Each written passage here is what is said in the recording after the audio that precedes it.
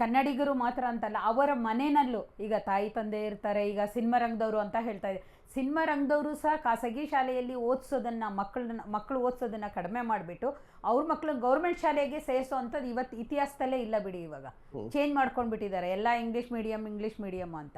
ಅದ್ರ ಜೊತೆಗೆ ಈ ಪರಭಾಷಿಕರ ಸಿನಿಮಾಗಳನ್ನ ತಂದು ಇಲ್ಲಿ ಬಿಡುಗಡೆ ಮಾಡೋದನ್ನು ಕಡಿಮೆ ಮಾಡಿದ್ರೆ ನಮ್ಮ ಕನ್ನಡದವರು ಕನ್ನಡ ಸಿನಿಮಾನ ನೋಡೋದಕ್ಕಾಗಲಿ, ಕನ್ನಡ ಸಿನಿಮಾ ರಾಜ್ಕುಮಾರ್ ಕಾಲದಲ್ಲಿ ಮಾಡೋ ಥರ ಮಾಡೋದಕ್ಕೆ ಮುಂದುವರಿಬೋದೇನೋ ಅಂತ ಹೇಳ್ತೀನಿ.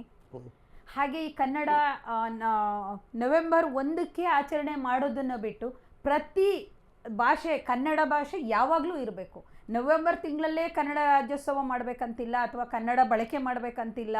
ಈ ಪರಭಾಷಿಕರನ್ನ ನಾವು ಹೊರಗಡೆ ಕಳಿಸಿದಾಗಲೇ ಕನ್ನಡ ಇಲ್ಲಿ ನೆಲೆ ಊರೋದು ಅಂತ ಹೇಳ್ತೀನಿ. ಈಗ ಒಂದು ಬ್ಯಾಂಕಿಗೆ ಹೋಗ್ಲಿ ಇಂಗ್ಲಿಷ್ ಮಾತಾಡ್ತಾರೆ, ಇದು ಒಂದು ಆಫೀಸ್ಗಳಿಗೆ ಹೋಗ್ಲಿ, ಪರಭಾಷಿಕರನ್ನ ಹೊರಗಡೆ ಕಳಿಸೋದಕ್ಕಿಂತ ಬರುವಂತ ಪರಭಾಷಿಕರು ಕನ್ನಡವನ್ನ ಕಲಿಯಲಿ.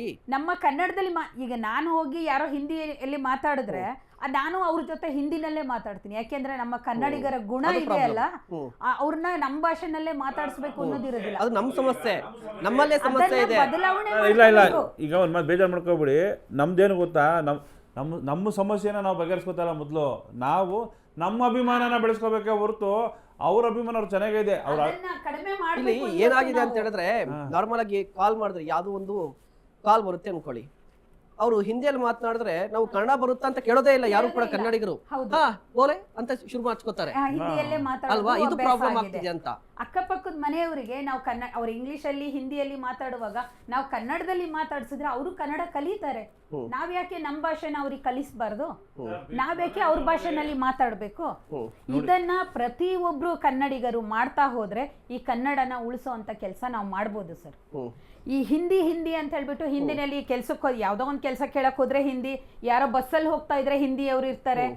ನಾವೊಂದು ಈಗ 2 ವೀಲರ್ನ ಈ ಬೈಕು ಅದನ್ನು ಆ್ಯಪ್ಗಳು ಮಾಡಿದ್ದಾರೆ ಸರ್. ಆ ಆ್ಯಪಲ್ಲಿ ಬರೋರೆಲ್ಲ ಹಿಂದಿಯವರೇ ಬರ್ತಾರೆ. ಒಂದು ಗಾಡಿ ಬುಕ್ ಮಾಡಿ, ಕಾರ್ ಬುಕ್ ಮಾಡಿ, ಆಟೋ ಬುಕ್ ಮಾಡಿ ಬರೋರೆಲ್ಲ ಹಿಂದಿಯವರು. ಕನ್ನಡದವರಿಗೆ ಇವತ್ತು ಕೆಲಸ ಇಲ್ಲ, ಕನ್ನಡ ಮಾತಾಡೋರು ಜನ ಇಲ್ಲ. ಅದನ್ನ ಕನ್ನಡದವರಿಗೆ ಕೆಲಸ ಕೊಟ್ಟು ಕನ್ನಡದಲ್ಲೇ ಮಾತಾಡ್ಕೊಂಡು ಮುಂದುವರಿಬೋದಲ್ಲ. ಅದನ್ನ ನಾವು ಪ್ರತಿಯೊಬ್ಬರು ಮಾಡ್ಬೇಕು. ನಾನೇ ಮಾಡಬೇಕು, ಚಾನಲ್ ಅವರು. ಈಗ ನೀವು ಟಿವಿ ಚಾನಲ್ ಅವರು ಇದ್ದೀರಾ, ಟಿವಿನಲ್ಲಿ ತೋರಿಸ್ತೀರಾ, ಅದಾದ ತಕ್ಷಣ ಅದು ಮುಗ್ದೋಗ್ಬಿಡುತ್ತೆ. ಅದಾಗಬಾರ್ದು. ಯಾವಾಗಲೂ ಕನ್ನಡ ಬರಬೇಕು, ಕನ್ನಡನೇ ಮಾತಾಡಬೇಕು, ಕನ್ನಡನೇ ಮುಂದುವರಿಸ್ಬೇಕು. ಆಗ ಈ ನವೆಂಬರ್ 1 ತಿಂಗಳಲ್ಲಿ ಕನ್ನಡ ಹೋರಾಟ ಮಾಡೋದನ್ನ ಅಥವಾ ಕನ್ನಡ ಮಾತಾಡೋದನ್ನ ಪ್ರತಿ ವರ್ಷ ಪ್ರತಿದಿನ ನಮ್ಮ ಭಾಷೆನೇ ಕನ್ನಡ ಆಗಿದ್ದು ಅದನ್ನೇ ಎಲ್ರಿಗೂ ಹೇಳ್ಕೊಟ್ಕೊಂಡು ನಾವು ಕನ್ನಡ ಮಾತಾಡಿದ್ರೆ, ತಾಯಿ ಆಗ್ಬೋದು, ತಂದೆ ಆಗ್ಬೋದು.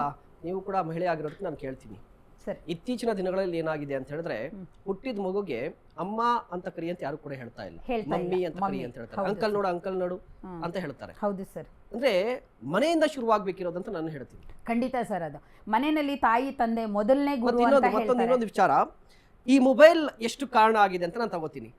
ಈಗ ಮೊಬೈಲ್ ಅಂತ ಬಂದ್ರೆ ಎಲ್ಲಾ ಮಕ್ಕಳಿಗೂ ಕೂಡ ರೀಲ್ಸ್ ನೋಡ್ಲಿಕ್ಕೆ ಬಿಟ್ಬಿಡ್ತಾರೆ. ಹೌದಾ?